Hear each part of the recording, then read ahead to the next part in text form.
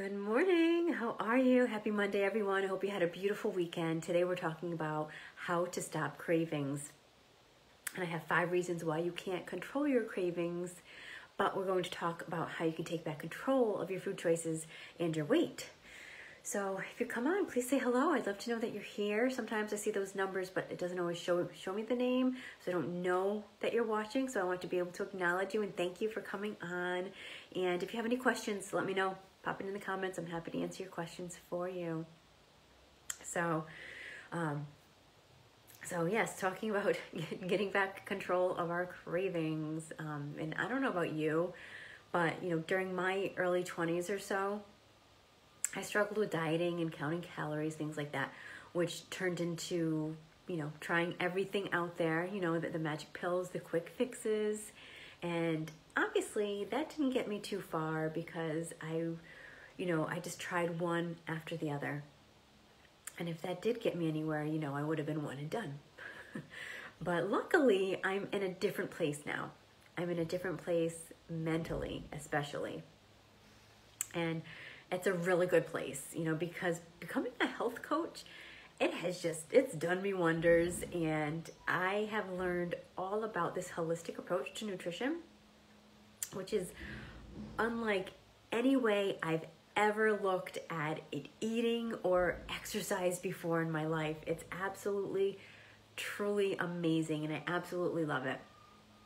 And this is, why I want to tell you today how you can actually get more control of your food choices, which can help you to reach your goals for you in the long run, okay? So let's just jump right in. First of all, maybe you can't tell the difference between your true hunger and your actual appetite. So before you go for the junk food, which, you probably promised yourself yesterday that you weren't going to give into it, right? Every day we're like, nope, I'm going to be good tomorrow. Tomorrow's a new day. I'm going to start fresh. I'm going to start over. And then we tend to give in again. And then we're like, nope, I'm not going to do that again. I'm not going to give in. And then it's like that vicious, crazy cycle. It drives us mad, right? It drives us crazy. So what you want to do is let's check in with our body first, okay? Are you truly hungry? When you're reaching for that junk food, is it just out of habit? Or are you truly hungry? Is there something else you really need?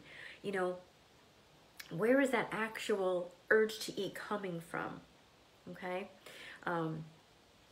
Because if you ask yourself enough times, then you'll finally begin to be able to tell the difference. All right? And then think about it. Like, will an apple or maybe a healthy snack begin to satisfy you, or begin to satisfy that need for food? And if not, you're probably not truly hungry and you're just wanting to snack, right? So those are some of the things to think about and ask yourself, okay? Just giving yourself that pause for a moment. That simple little pause can make all the difference for you, okay? And number 2, sometimes maybe you let your mood guide you towards the food, right? And again, the next time you feel like reaching for something that's, it's either sweet craving or something salty or something a little more fatty, or the next time you just want to stuff food in your mouth even though you're not that hungry, check in with yourself, okay? See how you're feeling. Are you sad? Are you just bored? Are you feeling a little stressed? Because once you start connecting the dots between certain moods that you're feeling and then certain foods, then it'll be much harder to fall into that just automatic and unconscious behavior of just reaching for the food. Good morning, Christine. How are you? Thanks for coming on with us. So number 3, maybe you go grocery shopping and you let yourself, well, yes, not maybe, but yes, we all have to go grocery shopping.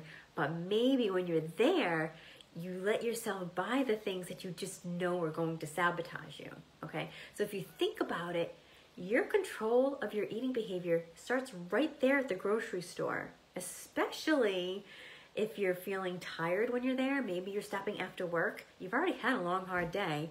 Now you're tired, you're hungry, you're probably a little stressed out, right? So then you're gravitating towards the foods that you just know are going to call your name. You know they're going to call you when they're sitting there once you have them home in your cupboard. And you know it's going to be a losing battle. So of course, you know, obvious, right? Try not to go to the grocery store hungry. I'm sure we've all heard that before.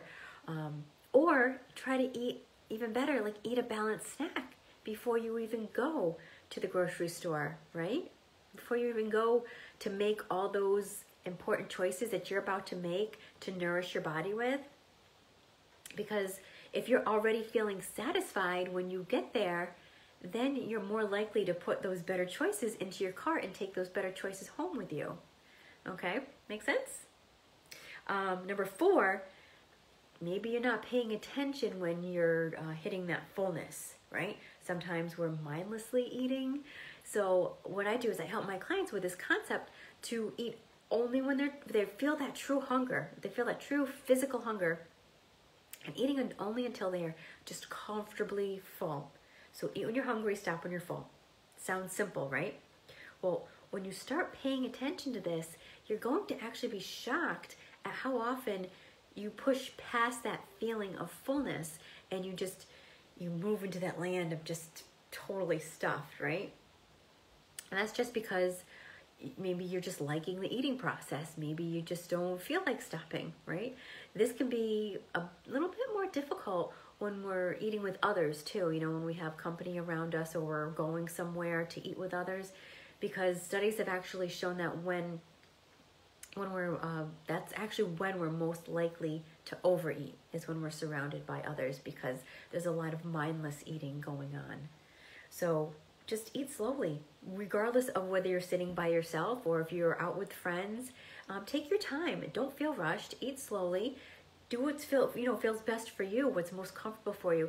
And as you get more into your meal or your snack or whatever it is you're having, check in with yourself regularly, before each bite, even if you have to, before, during, and after the meal or snack. Are you hitting full? Like, ask your body, okay, where am I at right now? And if you are feeling like you're hitting full, okay, it's time to stop, right? Because we don't want to get to that really uncomfortable, overeaten feeling. It's like that just, it's not a good place to be, because it's just so uncomfortable. So we definitely want to eat until we're full, for sure. We want to fill our bodies up, because if we're not eating until that fullness, if we're stopping a little too soon, then we're more likely to snack and pick later on, which is not a bad thing. But if that's not your goal, if your goal is to not want to snack later on, then you want to make sure you are eating until your body's feeling good and full and satisfied and satiated, okay?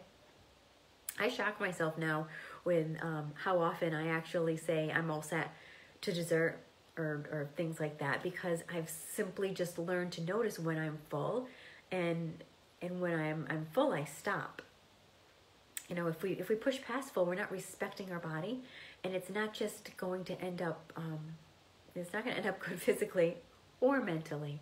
I'll give you an example. This weekend, I actually was eating 2 different times. Actually, at lunch, one of the days, I had gotten a quarter of the way through my sandwich, or I think we had grinders. I got 3/4 of the way through it, and at the end, I knew I was full. I didn't want to force the rest, and luckily, my husband will finish off the rest for me. So I'm always like, it's yours for the taking. I'm done. But just by saying that out loud, that I'm done, you're mentally telling yourself, okay, it's done, it's over, you're not going to take another bite.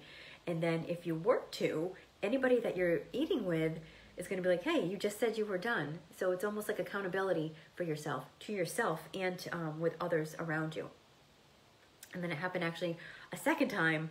I think it was for dinner the next day or something like that. I didn't finish everything, and I got, again, 3/4 of the way through the meal, and I knew my body was like, all right, my brain was telling me, you better stop, because you are not going to feel good if you don't, if you keep going. And so I did. I stopped. Even though it tasted really good, I stopped myself anyway, because I'm like, yeah, I don't want to get to that uncomfortable point. And that's where I'm talking about, like right there, you're like, your body's saying, okay, if I had another bite or two, I'd be really uncomfortable, and I don't want to get to that point. So again, luckily my husband finished it up for me, but because I hate to waste.